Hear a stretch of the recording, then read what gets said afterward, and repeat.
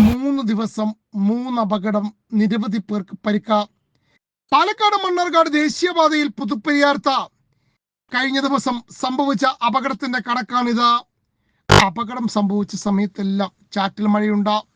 മണ്ണാർക്കാട് ഭാഗത്തു നിന്നും വരുന്ന വാഹനങ്ങളാണ് അപകടത്തിൽപ്പെടുന്നത്.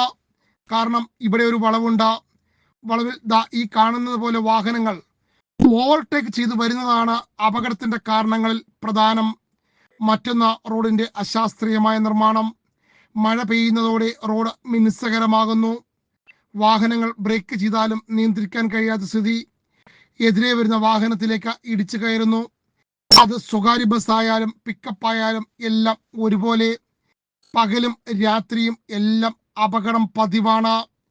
ഈ പറഞ്ഞത് 3 ദിവസ കണക്ക് മാത്രം, അല്ലാതെ എത്രയധികം അപകടങ്ങൾ ഉണ്ടാകുന്നു. ഇത്രയേറെ അപകടമുണ്ടായിട്ടും ശാസ്ത്രീയ പരിശോധന നടത്താൻ ദേശീയപാത അധികൃതർ തയ്യാറായിട്ടില്ല. ഇപ്പോൾ അപകടത്തിൽ ആളുകൾക്ക് നിസ്സാര പരിക്ക് മാത്രമാണ് സംഭവിക്കുന്നത്. അധികൃതർക്ക് ഉണരാൻ ചില ജീവനുകൾ നഷ്ടമാകണം.